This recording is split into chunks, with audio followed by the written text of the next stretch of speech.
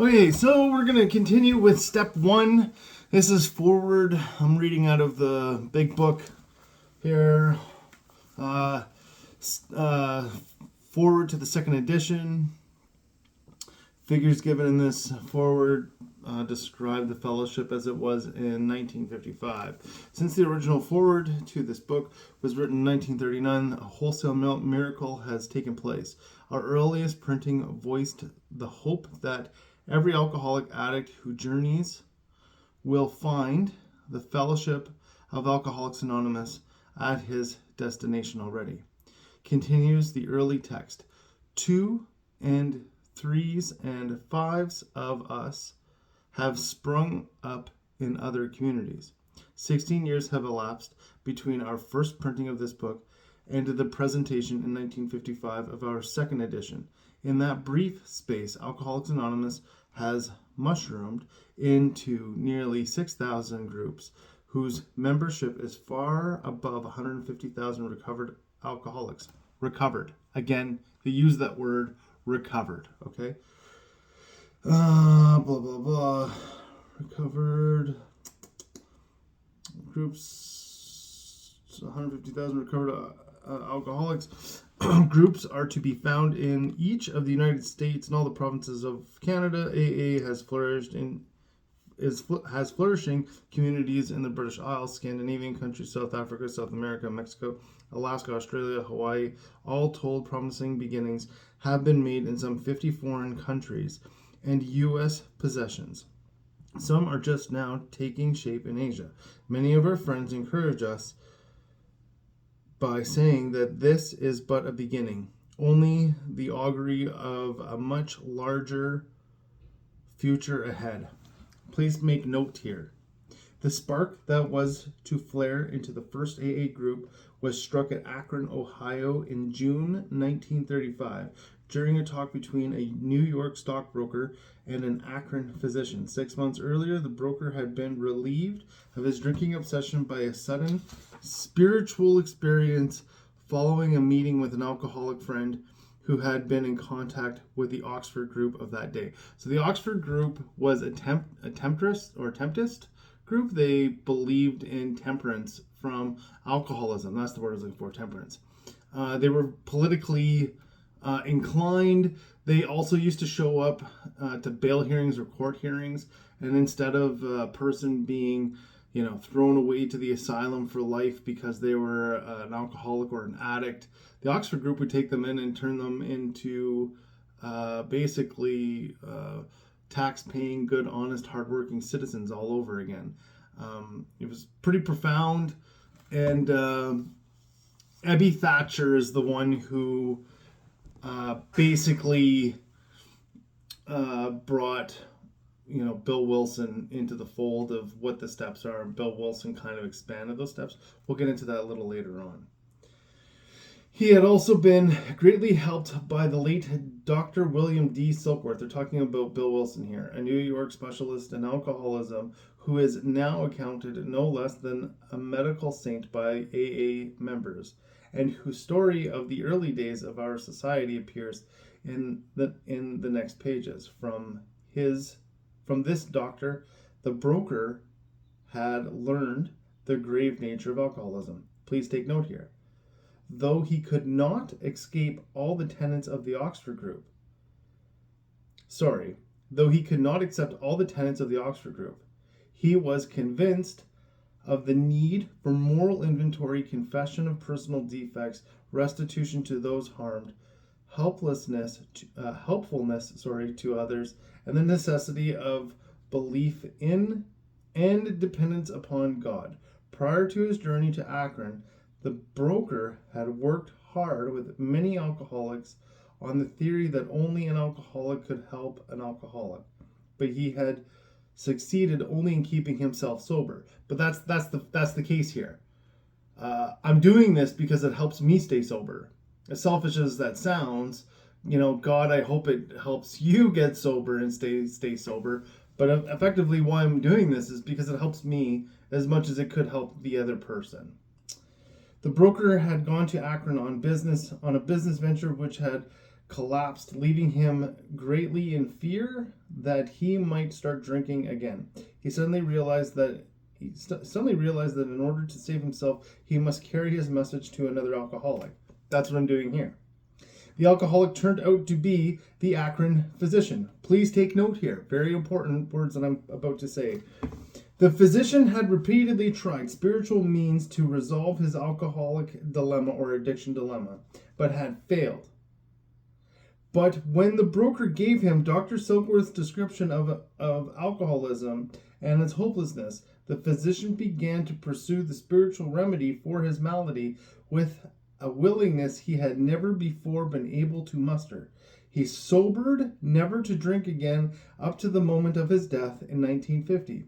This seemed to prove that one alcoholic could affect another as no non-alcoholic could. This is extremely important right here. It is indicated that strenuous work one alcoholic with another was vital to permanent recovery. Permanent recovery. This is why, up to this point, they had been utilizing the word recovered, because it can be forever. It could be a past tense. Hence, the two men set to work almost frantically upon alcoholics arriving in the ward of the Akron City Hospital. Their very first case, a desperate one, recovered immediately and became AA number 3. Bill Dobson was his name. He never had another drink. His work at Akron continued through the summer of 1935. There were many failures, but there was an occasional heartening success. When the broker returned to New York in the fall of 1935, the first AA group had actually been formed, though no one realized it at the time. A second small group promptly took shape at New York, to be followed in 1937 with the start of a third at Cleveland. Besides these, there were scattered alcoholics who had picked up the basic ideas in Akron or New York, who were trying to form groups in other cities. By late 1937, the number of members having substantial sobriety time behind them was sufficient to conceive the membership that a new light had entered the dark world of alcoholic/addiction. It was now time the struggling group thought to place their message and unique experience before the world. This determination bore fruit in the spring of 1939 by the publication of this volume. The membership had then reached about 100 men and women. Very important here. The fledgling society, which has been nameless, now began to be called Alcoholics Anonymous, from the title of its own book. The flying blind period ended, and AA entered a new phase of its pioneering time. With the appearance of a new book, and a great deal began to happen. Dr. Harry Emerson Fosdick, the noted clergyman, reviewed it with approval in the fall of 1939. Fulton Orsler, the editor of Liberty, printed a piece in his magazine called Alcoholics and God.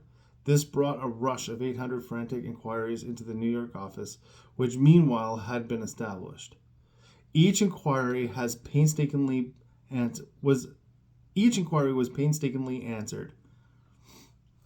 So I'm going to skip ahead here a little bit.